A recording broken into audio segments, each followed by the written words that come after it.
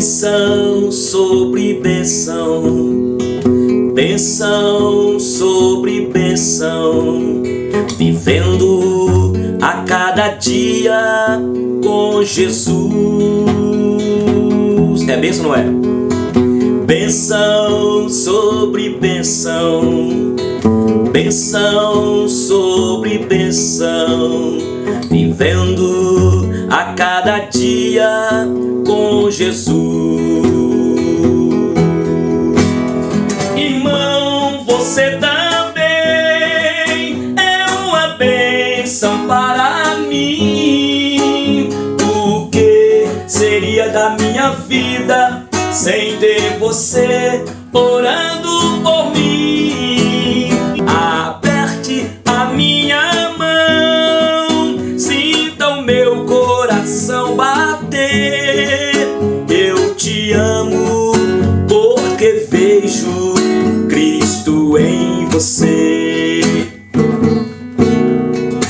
Bênção sobre bênçãos, bênção sobre bênção, vivendo a cada dia com Jesus. Bênção sobre bênção, bênção sobre bênçãos, vivendo a cada dia com Jesus. Irmão, você também é uma bênção para mim. O que seria da minha vida sem ter você orando por mim? Aperte a minha mão e sinta o meu coração bater. Eu te amo porque vejo Cristo em você. Irmão, você também é uma bênção para mim. O que seria da minha vida sem ter você orando por mim? Aperte a minha mão e sinta o meu coração bater. Eu te amo porque vejo Cristo em você. Eu te amo porque vejo Cristo em você. Olá, povo abençoado de Deus, povo da aliança, glórias a Deus. Estamos aqui chegando ao final, infelizmente, viu, da nossa maratona, estudando já desde março o livro de Gênesis. Hoje nós iremos estudar o capítulo 47. Como que está você, meu irmão, minha irmã? Tudo bem? Vocês continuam orando, clamando ao Senhor? Quantas experiências maravilhosas o Senhor tem me dado nesta quarentena, neste tempo de crise. Para aquele que teme a Deus como eu e você, que somos parte do povo da aliança, mesmo em meio à crise, em meio ao vale, em meio às vicissitudes, a nossa confiança está no Senhor. Estou levantando e orando por vocês. Nós somos um grupo de mais de 150 irmãos que estão orando uns pelos outros e tem sido gracioso demais. Olha, eu quero pedir você, pegue o seu caderno, a sua caneta, pegue a sua Bíblia, vamos estudar a palavra? Enquanto você prepara aí, eu quero agora orar por você, para que Deus possa me usar aqui, como já tem me usado. E eu confesso a vocês, como eu tenho lhes dito, eu tenho sido abençoado demais, porque eu tenho aprendido ao me esforçar, me esmerar para poder estudar a palavra. Sempre é assim, o docente, o professor, o estudante que prepara para poder passar a informação é o que mais aprende. Muito obrigado, Senhor, Deus de Abraão, Deus de Isaac, Deus de Jacó, Deus da aliança. Nós te agradecemos pelo privilégio de podermos mais este dia pararmos tudo para estudarmos a tua palavra. Fala, Senhor, usa-me, que as palavras dos meus lábios e que o meditar do meu coração sejam agradáveis à tua presença, ao Senhor. Abençoe meus irmãos, meus amigos, tantos que estão aqui comigo há tempo, em nome de Jesus. Amém. Amém, povo de Deus. Eu tenho lhes dito, eu tenho de repetir isso aqui, já que nós estamos concluindo o livro de Gênesis. Nós falamos que o livro de Gênesis, ele fala do caráter de um Deus soberano, um Deus imutável, o Deus provedor, o Elohim, o Deus criador de todas as coisas. E criou tudo com um propósito.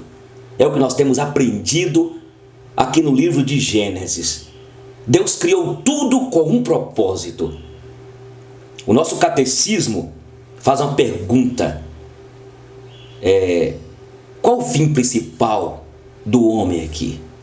Honrar a Deus e glorificá-lo. Quem fez todas as coisas? Deus fez todas as coisas. Para que Deus fez todas as coisas? Para a sua glória. E nós falamos também que o livro de Gênesis, além de falar deste Deus soberano, ele fala da criação deste Deus, ele fala também do homem criado à imagem e semelhança de Deus, fala do pacto de Deus, escolhendo para si um povo e fazendo com este povo uma aliança. Nós estudamos o capítulo 12, quando Deus chama Abrão em Ur dos Caldeus. Eu tenho defendido aqui em todos os momentos que Deus escolheu para si um povo a partir de um homem em que a sua mulher era estéril, Sara. E através de Sara, Deus torna fecunda. Tem Isaac, Isaac tem Jacó, Jacó casa com Raquel, com Lia, tem 12 filhos, que seria depois as tribos que iriam entrar na terra que manava leite e mel, a terra que Deus prometeu ao seu povo. E cumpriu isso no decorrer da história. Bem, nós temos falado que Deus escolheu para si um povo. Falamos também que desde Gênesis 1, quando Deus faz o homem à sua imagem e semelhança, Deus institui o matrimônio, coloca um padrão de vivência para que este homem viva aqui com o propósito de glorificar a Deus, de viver para a glória de Deus. Falamos aqui das perguntas que todos os homens têm: de onde eu vim, quem eu sou, por quê, para que eu estou aqui, para onde irei, o que eu devo fazer. Falamos que o homem, o livro de Gênesis, fala também da história da queda do homem que rebela-se contra Deus, o homem que foi criado com o livre-arbítrio, mas ele utilizou o seu livre-arbítrio para pecar contra o Criador. Mas também o livro de Gênesis fala deste Deus que já havia provido, e mesmo sabendo antes da fundação do mundo que este homem ia cair, homem feito à sua imagem e semelhança, finito, ele iria pecar, e Deus já havia provido, conforme Gênesis Apocalipse 13, um cordeiro já foi morto desde antes da fundação do mundo. E em Gênesis capítulo de número 3, versículo 15, fala daquele que viria como o cordeiro imaculado de Deus para esmagar a cabeça da serpente, do Satanás. Então temos visto isto aqui, que o livro de Gênesis, ele mostra também as duas sementes. Desde Gênesis capítulo 3, quando o homem peca, e quando há aquela declaração do Senhor a tua semente, a sua semente, e quando fala da semente, das duas sementes que sairiam da mulher. E aí nós vimos o bem e o mal presente bem ali. E isso continua até hoje. E o livro de Gênesis fala também da consumação de tudo. Bem, o livro de Gênesis não está com o propósito de mostrar a história, por exemplo, nós estamos estudando, para falar da pessoa de José, do caráter de José, ou de Abraão, de Isaac, de Jacó, das pessoas. Mas o livro de Gênesis, a Bíblia, é o relato que revela sobre um Deus criador, um Deus que tem um caráter de fiel, um Deus de misericórdia, de bondade, um Deus que mesmo o homem pecando, o homem tinha direito de ser consumido, teria direito então de ser tratado com justiça, porque Deus é justo, mas Deus usa de misericórdia. Deus vê a desgraça, a miséria do homem, desde quando o homem peca. E Deus poderia ter tratado o homem com dureza, eu repito, mas Deus usa de misericórdia. E esta é a história de Gênesis, de toda a Bíblia. Um Deus se revelando como um Deus de misericórdia, que poderia tratar o homem com justiça, porque ele é santo, ele é perfeito. E o Deus que é graça. O que é graça? Favor imerecido. Se por um lado o homem merecia ser julgado e condenado ao inferno, Deus usa de misericórdia. Deus então tira o homem da situação de miséria, como aconteceu comigo e contigo. E isso foi o quê? Isso foi graça, um favor imerecido. O que nós merecíamos? O que você merecia? A perdição eterna, ser consumido. E quando eu falo de consumido aqui, eu não estou falando de aniquilamento, aniquilação, como creem os adventistas e outros mais, que o homem será aniquilado. Existe céu, existe inferno. Aí, em outro momento, podemos falar sobre isso, quando chegarmos lá em Apocalipse. Que nós vamos estudar aqui os 22 capítulos de Apocalipse. Livro maravilhoso, como Gênesis e outros mais. Bem, então a história de Gênesis da Bíblia está contando exatamente a história de um Deus santo, perfeito, sábio, soberano, justo, imutável, eterno, infinito, de bondade. São esses atributos inerentes a este Deus que escolhe e elege para si um povo segundo o beneplácito da sua vontade, como Deus que ele é. E agora ele começa então, eu repito, através de um pequenininho povo. Ele começa através de Abrão, pai exaltado, uma mulher estéril, Sara, e depois de 25 anos que Deus fala com Abraão, Deus promete a Abraão um filho, depois de 25 anos cumpre. Tem Isaac, depois Isaac tem Jacó e Esaú. Deus já havia dito que no ventre de Rebeca haviam duas nações, apesar do direito da bênção ser de Esaú, mas Deus amou a Jacó e aborreceu-se de Esaú, e está presente entre Esaú e Jacó a semente do bem e a semente do mal. E através de Jacó, então, ele ama Raquel. Temos estudado sobre os filhos. E Raquel tem 2 filhos, o Benjamim e José. E Deus, então, utiliza os seus meios, o Deus da conspiração, o Deus que conduz a história para que ela seja guiada segundo os seus propósitos, e nenhum dos seus planos pode ser frustrado. Depois de tudo que aconteceu, que nós estudamos já, da interpretação dos sonhos de José, e desde que ele começou a sonhar na sua casa, onde ele viu os feixes dos seus irmãos se curvando diante do feixe dele, 11 estrelas, o sol e a lua se curvando diante dele.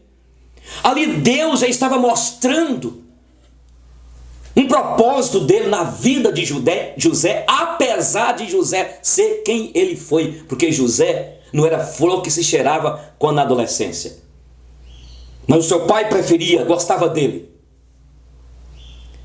E o que nós temos visto aqui, que apesar de José, apesar de Jacó, apesar de Isaac, apesar de Abraão, apesar daqueles que ele chamou para poder executar os seus propósitos, serem pessoas que tinham algumas frestas no caráter, algumas debilidades, pecados, erros, que nós não podemos justificar como álibis para pecarmos, mas Deus os escolheu, porque Deus, quando ele chama alguém, ele o faz. Aqui está José, no Egito, como nós estamos estudando. Ele interpreta o sonho de Faraó, e aqui José mostra a visão que Faraó teve, o sonho que Faraó teve, onde ele viu aquelas vacas gordas, e depois as vacas magras, que devoravam as vacas gordas, e elas permaneciam horríveis, eram aterrorizantes para Faraó. E ele via também as espigas lindas, as 7, e as 7 esmirradas, que devoravam as 7 lindas, e continuavam assim. E José falou que seria 7 anos de fartura e 7 anos de escassez. E Faraó o coloca como príncipe do Egito. José, depois de Faraó, era ele que governava o Egito.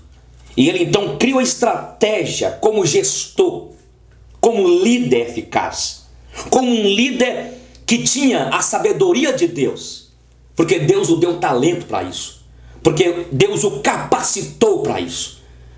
Tem pessoas que Deus capacita para liderar, para gestar. Nem todos foram chamados para serem líderes. Essa heresia que tem aí, que você vai ser cabeça e não cauda, que você tem de abandonar a empresa para que você possa prosperar, porque você foi chamado para fazer diferença, isso é engodo. Nem todos foram chamados para assumir liderança. E o peso da liderança é pesado demais. Ser pastor, ser um líder para administrar uma igreja, uma empresa, uma prefeitura, um governo do estado, um país, você pode ver todos aqueles que entram, eles saem com um semblante totalmente, parece que foram amassados, porque Deus chama alguns para a liderança. Não queira ser aquilo que Deus não te chamou para ser. Não invente ser um médico que se você não foi chamado para ser médico. Não invente ser alguém que Deus não te colocou para ser.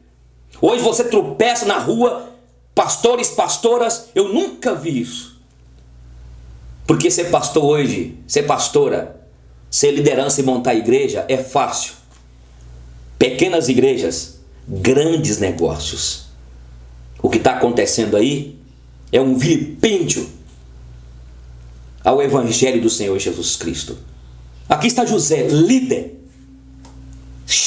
homem que foi chamado por Deus apesar dos pesares. Eu já falei com vocês que José tinha uma mania de contar as questões dos irmãos, fuxicando para seu pai. José tem um tipo de Cristo, é um tipo de Cristo. Não é perfeito porque José foi imperfeito, mas Deus usou para salvar o mundo na época. E aqui ele está, a fome começa a campear em todo o mundo, inclusive no Egito. E lá onde estava o povo do Senhor em Canaã, Jacó com seus filhos, e os seus filhos vieram, porque a fome havia dominado toda a terra.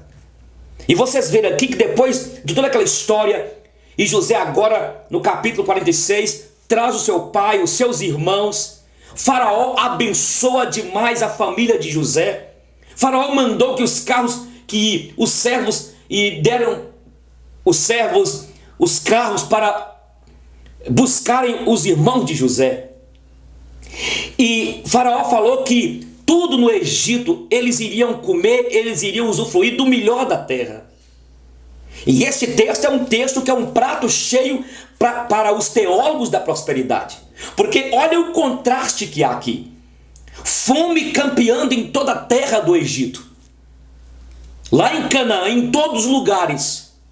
E de repente, Deus, que escolheu o seu povo, que estabeleceu uma aliança através de Abraão, o avô de Jacó. Então o povo vem para o Egito, ali para ficar à mesa de Faraó, para comer o melhor que havia no Egito. Que contraste é este? E é preciso aprendermos isso. Que primeiramente, nós vamos ver que mesmo o povo de Deus sendo povo, ele passou lá pela fome. Ah, mas eu tenho de ler, gente, eu empolguei, peraí. 47. Então veio José e disse a Faraó: meu pai e meus irmãos com seus rebanhos e o seu gado com tudo que tem, chegaram da terra de Canaã, e eis que estão na terra de Gósen. E tomou 5 dos seus irmãos e os apresentou a Faraó.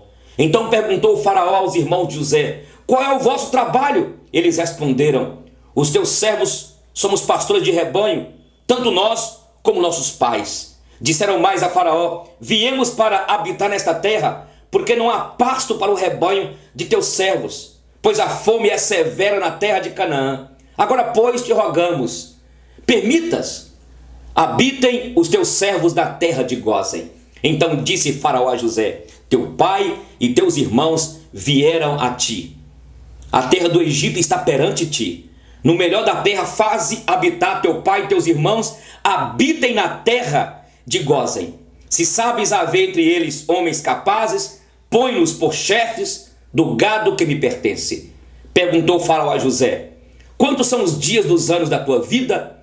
Jacó lhe respondeu, ou melhor, trouxe José a Jacó, seu pai, e o apresentou a Faraó, e Jacó abençoou a Faraó.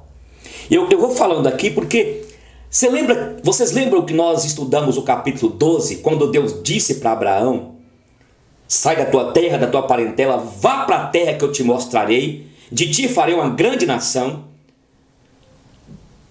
povos serão abençoados através de ti, e onde tu fores, onde tu pisares a planta dos teus pés, onde tu chegares, aqueles que te abençoarem, eu abençoarei. Mas veja que antes Deus disse para Abraão: sai da tua terra, da tua parentela, vá para a terra que eu te mostrarei, e sê tu uma bênção. Deus chamou Abraão, chamou Isaac, chamou Jacó, chamou José, chamou eu e você, para sermos bênçãos.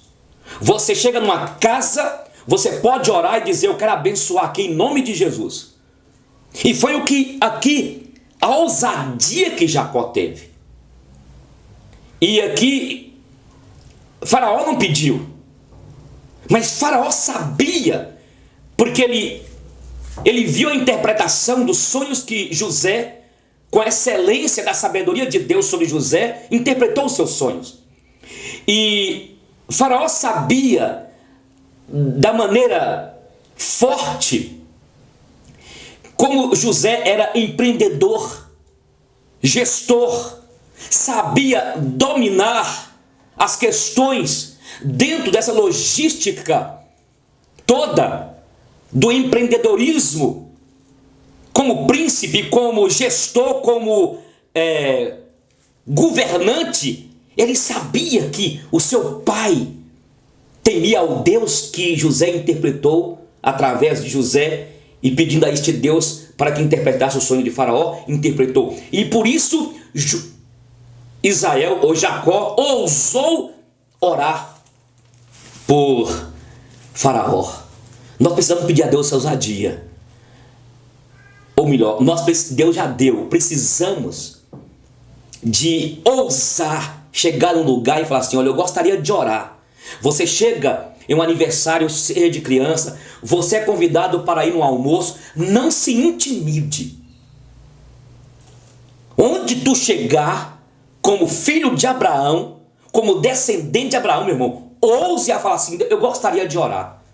E quando você orar, você ore com ousadia, declarando a bênção do Senhor sobre aquela casa. Foi isso que Deus falou para Abraão. E Isaac seguiu isso, e Jacó seguiu, e aquilo abençoou a casa de Faraó. E perguntou o Faraó: quantos anos de vida? Quantos anos tu tens? Jacó lhe respondeu: os dias dos anos das minhas peregrinações são 130 anos. Poucos e maus foram os dias dos anos da minha vida, e não chegaram aos dias dos anos da vida de meus pais, no dia ou nos dias das suas peregrinações.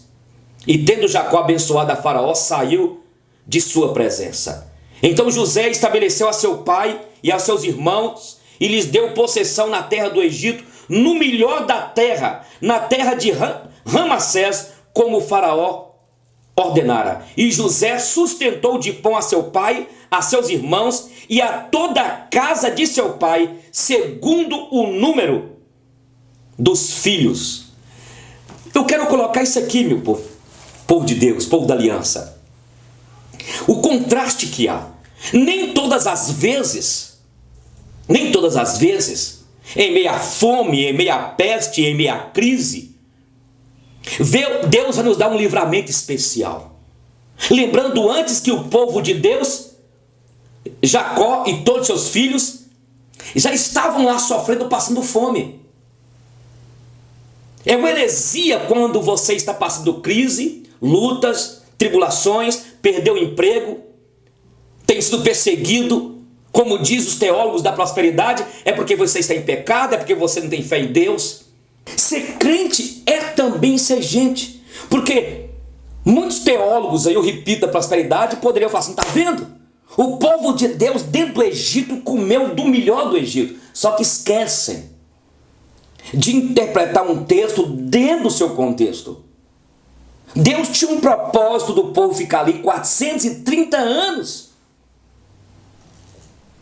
E nós vemos que outros momentos na história do povo de Deus, o povo de Deus foi levado cativo, como ficou mais tarde aqui no cativeiro babilônico, no cativeiro do Egito, e depois, mais tarde, no cativeiro babilônico, 70 tempos, e depois na Síria.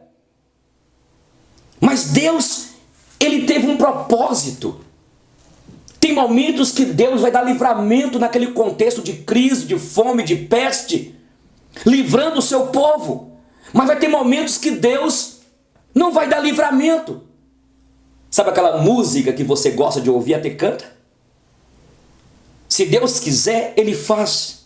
Mas se Ele não quiser fazer, Ele não vai fazer, e eu vou servi-lo e dar glórias a Ele. Então veja que aqui o povo de Deus veio lá passando fome e chegou aqui no Egito. Olha para você ver aqui. Agora chegou o momento que José começa a ser usado por Deus para tornar o Egito uma nação poderosa. Porque Deus queria aqui salvar o Egito, abençoar o Egito, mas também abençoar o seu povo. Olha o que diz agora o versículo 13. Não havia pão em toda a terra, porque a fome era muito severa, de maneira que desfalecia o povo do Egito e o povo de Canaã por causa da fome. Então José arrecadou todo o dinheiro que se achou na terra do Egito e na terra de Canaã pelo cereal que compravam, e o recolheu à casa de Faraó.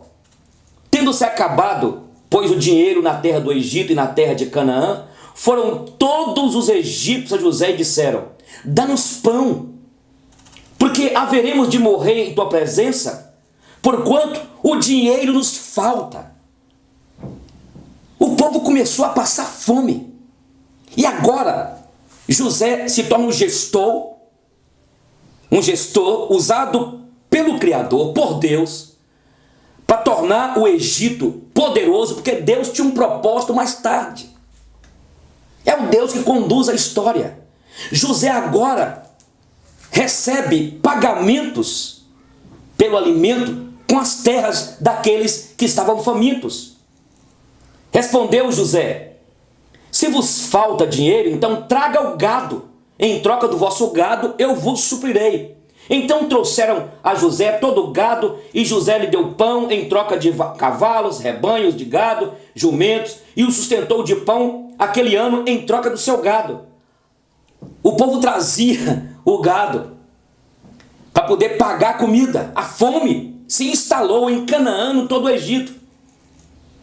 Fim daquele ano, foram a José no ano próximo e lhe disseram: olha, não queremos ocultar ao meu senhor que se acabou totalmente o dinheiro, e meu senhor já possui os animais, nada mais nos resta diante do meu senhor, senão o nosso corpo e a nossa terra. Esta palavra aqui, corpo, carne, falava de cadáver. Então nós não temos mais nada, nós vamos morrer. Olha o que José faz. Porque haveremos de perecer na vossa terra, compra-nos a nós e a nossa terra a troco de pão, e nós e a nossa terra seremos escravos de Faraó. Dá-nos semente para que vivamos e não morramos, e a terra não fique deserta. Assim comprou José toda a terra do Egito para Faraó, porque os egípcios venderam cada um seu campo, porquanto a fome era extrema sobre eles, e a terra passou a ser de Faraó. Quanto ao povo, ele o escravizou de uma e outra extremidade da terra do Egito. Somente a terra dos sacerdotes não a comprou ele, pois os sacerdotes tinham porção de Faraó, e eles comiam a sua porção que Faraó lhes tinha dado, por isso não venderam a terra. Olha para vocês verem aqui. Primeiro eu quero colocar para vocês aqui que José começou então a receber gado, recebeu os campos, recebeu tudo. Olha, irmãos, precisamos aprender o que está em 2 Tessalonicenses capítulo 3, versículo 11. Aquele que não quer trabalhar também não coma. Esta ideia de dar dinheiro para as pessoas, esses projetos, muitos deles sociais, para poder deixar a pessoa preguiçosa, não é bíblico. Não tem aprovação aqui. E a Bíblia diz aqui desde Gênesis: se você quer trazer para a tua casa o pão do suor do teu rosto, o que você deve fazer? Trabalhar. Rapidinho aqui, nós vivemos no Brasil leis que têm sido aprovadas da inclusão social. Você vai nos supermercados aqui, por exemplo, Bretas, aqui perto de casa, você vai em alguns hipermercados, você vai em algumas lojas, lá tem pessoas com deficiências. Tem pessoas hoje com deficiência visual. Pessoas que faltam partes do corpo e que têm sido incluídos. E eu hoje, depois que eu tenho estudado o livro de Gênesis, quando eu chego num lugar onde eu vejo aí cara forte pedindo algo, a pergunta é: será que ele não tem um trabalho?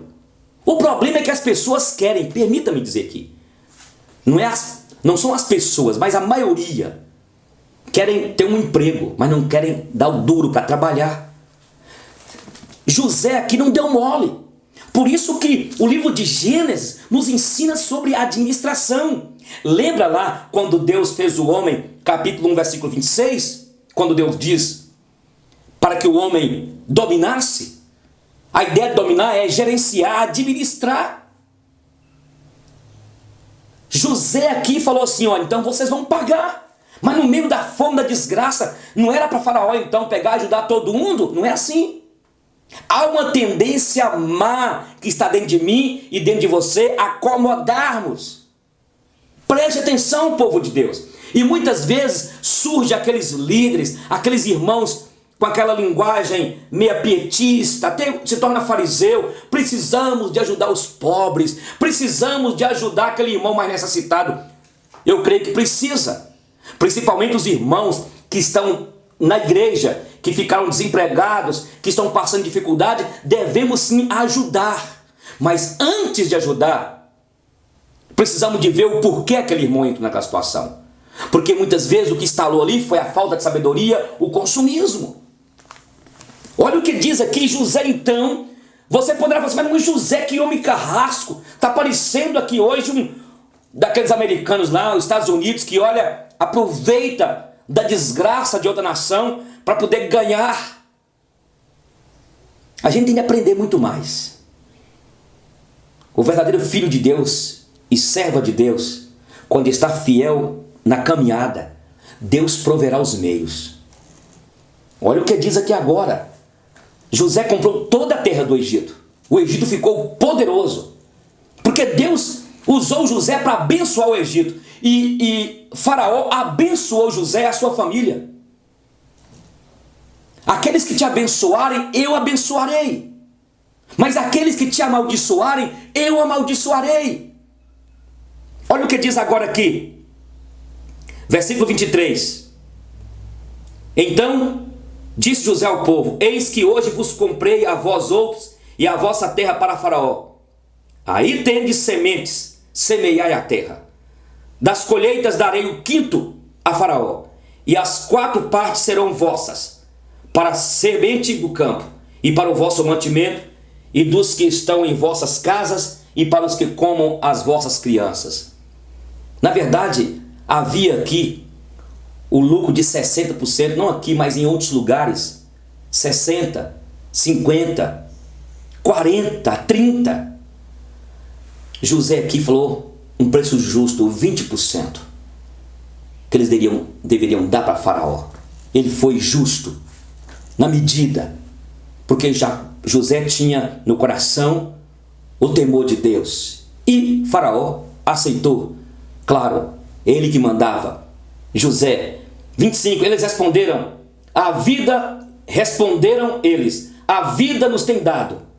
Achemos mercê perante meu Senhor e seremos escravos de Faraó. E José estabeleceu por lei até o dia de hoje, que na terra do Egito tirasse Faraó o quinto, só a terra dos sacerdotes não ficou sendo de Faraó.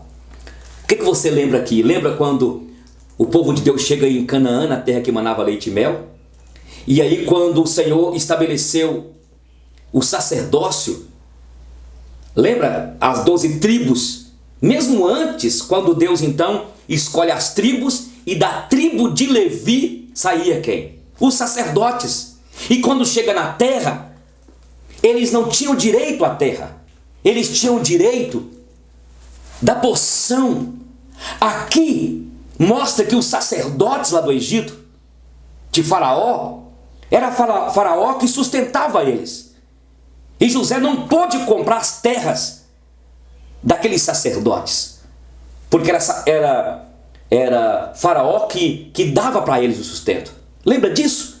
Mais tarde, quando o povo, porque o povo ficou 430 anos, quando o povo chega lá na terra que manava leite e mel, eles já lembraram, vocês lembram? E desde agora aqui no deserto, eles já vinham lá 430 anos, eles viram que uma época José comprou tudo menos a terra onde ficavam os sacerdotes, porque era Faraó que cuidava. Deus queria colocar na cabeça deles que assim como Faraó, que era aquele que dava providência, era o dono de tudo, ele queria dizer, olha, não é Faraó. Faraó não é dono da vida, não é dono, não tem poder sobre a vida. Não é Faraó que sustenta vocês. Quem sustenta vocês sou eu, o Deus de Abraão, de Isaac, de Israel. E aí, os sacerdotes, eles tinham a porção do Senhor, os dízimos e ofertas que entravam. Era para o sustento dos sacerdotes, porque Deus era a porção dos sacerdotes. E isso precisamos de aprender, irmãos. Que Deus é a minha porção e a sua porção. Deus é o nosso galardão.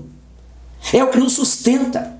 E isso aqui é para que nós entendamos que nós estamos neste mundo como peregrinos, nesse Egito que é o mundo, mas nós somos sacerdotes aqui, peregrinando nessa terra. E nós temos como porção o Senhor. É o Senhor que é a nossa porção. Ele que é o nosso sustento. Significa que nós não devamos ter bens materiais, uma casa boa, um carro bom. Claro, precisamos de ter, se estamos trabalhando, para também usufruir aqui aquilo que há melhor dentro das nossas condições. Mas nem todos irão usufruir aqui isso.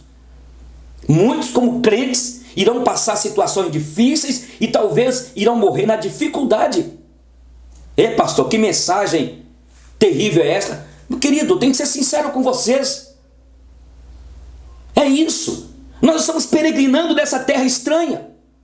A nossa porção é o Senhor. Quando o povo vai entrar na terra que manava leite e mel, e desde o deserto, eles já começaram a compreender isso. Que a porção ficava para a tribo de Levi. Porque Deus era o sustento daquela tribo. E isso tudo era uma exemplificação para que nós entendêssemos mais tarde e podemos entender hoje, porque nós somos os sacerdotes de Deus. Vós, porém, sois raça eleita, nação santa, sacerdócio real, povo de propriedade exclusiva de Deus. Vocês estão entendendo? Outra coisa, olha para você ver o que diz o texto aqui. O texto é muito rico. O texto fala aqui, olha, 27. Assim habitou Israel. Aqui não está falando de Jacó, mas está falando agora do povo já. Alguém que começou com Abrão, Sara estéril, teve Isaac. Depois Isaac teve Esaú e Jacó. Depois Jacó teve os 12 filhos, tribos. Olha para você ver aqui. Agora aqui, olha o que diz. Assim habitou Israel na terra do Egito, na terra de Gósen. Nela tomaram possessão na terra. Olha o que diz mais aqui. E foram fecundos e muitos se multiplicaram. Onde Deus fala isso? Crescei e multiplicai. Lembra? Quando Deus fala crescei e multiplicai, em Gênesis capítulo 1, depois nós vimos lá, depois de Noé, crescei e multiplicai. Crescei e multiplicai. Volto a repetir, um Deus que chama Abraão, que tem uma esposa estéril, agora ele cura a esterilidade de Sara, e agora Deus quer que o Egito seja totalmente povoado com o Israel dele, através dos 70 do povo que foi para lá. Interessante que a palavra, o número 7, fala de perfeição. O número 70, 10 vezes 7, 70, fala de completude na Bíblia. E ali está, Deus queria que aquele povo dele, eleito dele, povo da aliança, crescesse no Egito, e cresceu mesmo, que depois nós vamos ver que cresceu tanto que Faraó falou assim: olha, nós não temos mais identidade, é esse povo aí que está mandando. Deus tinha um propósito em tudo. É maravilhoso estudar o livro de Gênesis. Olha o que diz agora. Aproximou-se, pois, o tempo da morte de Israel. Chamou a José, 28. Jacó viveu na terra do Egito 17 anos, de sorte que os dias de Jacó, os anos da sua vida, foram 147. Aproximando-se, pois, o tempo da morte de Israel, chamou a José, seu filho, e lhe disse: se agora achei mercê na tua presença, rogo-te que ponhas a mão debaixo da minha coxa e uses comigo de beneficência e de verdade. Rogo-te que me não enterres no Egito. Depois nós vamos ver como que isso cumpre. Porém que eu jaza com meus pais, por isso me levarás do Egito e me enterrarás no lugar da sepultura deles. Respondeu José: farei segundo a tua palavra. Então lhe disse Jacó: jura-me. E ele jurou. E lhe disse: e Israel, te faço isso, pai. E Israel se inclinou sobre a cabeceira da cama. E lembra quando um momento lá Deus falou com Jacó: não desça no Egito? Aqui, quando acontece dos irmãos irem lá buscar o pai. E Deus revela para Jacó e fala assim: Jacó, pode ir para o Egito, porque lá eu te abençoarei, lá engrandecerei a ti. Chegou o momento, pode ir. Tem momentos na nossa vida que nós pensamos que devemos ir para um lugar, e não é momento. Portanto, nós precisamos aprender como estes homens aprenderam. Abraão, Isaque, Jacó, José, todos eles aprenderam a ficarem ou a ficar debaixo da vontade de Deus. Onde você deve ir? Você deve mudar de cidade, você deve, colega pastor, mudar de igreja, você deve fazer aquele empreendimento. Deus não tirou de nós a capacidade de fazer escolhas, tomar decisões. Deus não tirou de nós essa beleza que Ele mesmo colocou, de sermos empreendedores, de fazer, eu repito, as nossas escolhas. Mas nós temos hoje o Espírito Santo, que nós podemos consultar, porque muitas vezes tomamos decisões precipitadas, com o coração totalmente encantado por algo, seja para comprar um carro novo, seja para comprar uma propriedade, seja para mudar de cidade, seja para fazer uma viagem. A vida do crente, a vida do cristão, deve ser uma vida pautada aqui na palavra, e deve ser uma vida sempre dizendo para Deus: Senhor, que eu não faça isso sem ter a tua aprovação. O que a Bíblia diz em Provérbios 12, 14? Há caminhos que para o homem parece ser bom, mas o seu fim é um caminho de morte. Provérbios 16, 9 ainda diz: o coração do homem traça planos, mas a resposta certa vem dos lábios do Senhor. Eu quero começar a concluir e nós iremos para o capítulo 48. Nós podemos aprender aqui como Deus usou este grande príncipe dele, o governador do Egito, José. Deus abençoou o Egito através da vida de José. Olha, Deus está querendo te usar para abençoar você naquele banco, naquela empresa. Você que está me assistindo aí nessa cidade, você foi para aí, você passou num concurso, você achou uma vaga aí na prefeitura, como uma profissional, como um profissional. Ei, seja aí um José. Dê frutos deste lugar, porque Deus te semeou aí. Não fique murmurando, não fique reclamando. É o que nós aprendemos neste texto. Conquanto o Egito não era a terra de Israel, do povo de Deus, mas eles viveram ali como se fosse o Egito a terra deles. Quando a Bíblia diz que eles cresceram, foram fecundos, e eles multiplicaram naquela terra, porque Deus tinha ali um propósito, que eles abençoassem o Egito. Essa cidade que você está morando aí, minha querida, essa cidade que você está morando aí, meu irmão, e você passa o tempo todo, querida, reclamando, murmurando, isso é maldição. Você reclama porque o seu marido foi designado para ir. Você fica com saudade da sua mãe, do seu pai. O que a Bíblia diz? Que isto seja um momento de cura para a tua alma, em nome de Jesus. Eu creio que Deus está me usando para te abençoar, minha irmã. Viu, querido? Será que você não ouviu também a voz de Deus? Minha filha, meu servo, saia da tua terra, da tua parentela, vá para aquela cidade, vá para aquele país, vá para aquele lugar de pessoas difíceis, de pessoas que você vai reclamar o tempo todo, mas lá mude, seja bênção.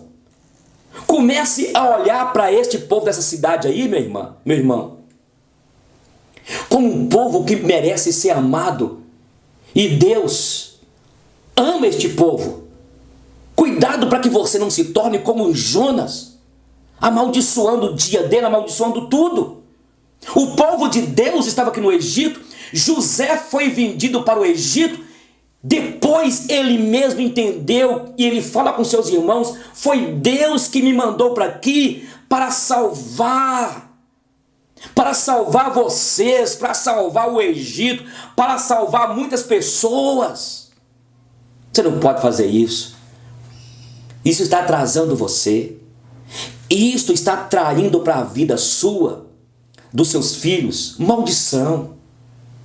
Este azedume vai acabar com você. Agradeça a Deus pelo trabalho que você tem. Tem gente nesta crise ganhando. Esse dia eu vi um irmão, não é ganhando o dia do governo, o patrão dele fez uma proposta para ele. Ele ganhava 1.600 conto. Eu só posso te pagar da agora em diante R$650. Tá difícil, meu irmão, minha irmã. Em nome de Jesus, peça perdão ao Senhor. Olha, você é uma professora, você trabalha como policial militar, civil, você trabalha como gerente, você é um pastor, você é uma pessoa que trabalha como gari, você é uma pessoa que trabalha no balcão de uma farmácia, você é uma pessoa que gerencia aquela loja. Dê graças a Deus. Comece, meu irmão, crente em Jesus Cristo. Você que tem fé em Deus, você que é católico, evangélico, você que tem fé em Cristo, comece a ver a vida, este mundo, como José viu, como Deus vê.